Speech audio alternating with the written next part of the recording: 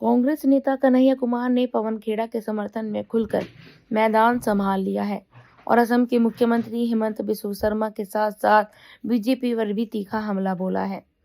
कन्हैया कुमार का ये बयान ऐसे समय में आया जब पवन खेड़ा के खिलाफ हुई कानूनी कार्रवाई को लेकर सियासी माहौल पहले से ही गरमाया हुआ है।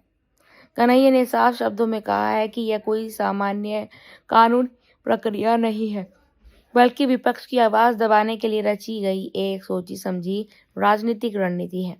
कन्हैया कुमार ने आरोप लगाया कि भाजपा लगातार केंद्रीय एजेंसी जैसे ईडी और सीबीआई का इस्तेमाल करके अपने राजनीतिक विरोधियों को डराने और दबाने के लिए कर रही है। उन्होंने कहा कि जब जब कोई विपक्षी नेता सरकार के खिलाफ आवाज उठाता है, ये सवाल पूछता है, तब तब उसके खिलाफ अचानक जांच एजेंसियां सक्रिय हो जाती हैं। कन्हैया के मुताबिक से ये सिर्फ पवन खेड़ा का मामला नहीं है, बल्कि देश भर में कई विपक्षी नेताओं के साथ ऐसा ही व्यवहार किया जा रहा है, जो लोकतंत्र के लिए बेहद खतरनाक संकेत है।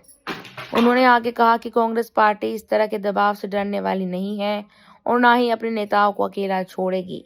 कन्हैया ने और देकर यहाँ कहा कि पवन खेड़ा ने जो भी सवाल उठाए हैं वो जनता के मुद्दे से जुड़े हैं और उन सवालों का जवाब देने के बजाय सरकार एजेंसियों का सहारा लेकर ध्यान भटकाने की कोशिश कर रही है।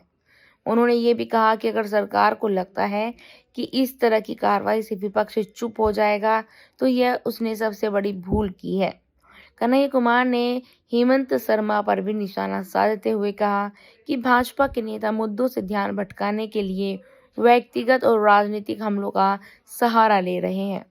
उन्होंने कहा कि असली मुद्दे जैसे महंगाई, बेरोजगारी और जनता की परेशानियों पर बात करने के बजाय विपक्ष को बदनाम करने की कोशिश की जा रही है। कन्हैया के अनुसार यह राजनीति का गिरता हुआ स्तर है और उन्होंने अंत में ये भी कहा कि कांग्रेस पार्टी इस लड़ाई को सड़क से लेकर संसद तक लड़ेगी और लोकतंत्र को बचाने के लिए हर संभव प्रयास करेगी। कन्हैया ने यह भी स्पष्ट किया कि अगर किसी नेता के खिलाफ कार्रवाई होती है तो उसका जवाब लोकतांत्रिक तरीके से दिया जाएगा, लेकिन पार्टी जो है वो पीछे हटने वाली बिल्कुल भी नहीं है। कुल मिलाकर कन्हैया कुमार का ये बयान साफ संकेत देता है कि आने वाले समय में यह सियासी टकराव और तेज होने वाला है। पवन खेड़ा के समर्थन में कांग्रेस अब पूरी तरह एकजुट नजर आ रही है। वहीं भाजपा भी इस मुद्दे पर आक्रामक रुख अपनाए हुए है। ऐसे में ये देखना दिलचस्प होगा कि यह विवाद आगे क्या मोड़ लेता है और इसका असर चुनावी जितने भी चुनाव हैं उस पर कितना पड़ता है। इस रिपोर्ट पर आपकी राय है कमेंट सेक्शन में हमें ज़रूर बताइएगा। धन्यवाद।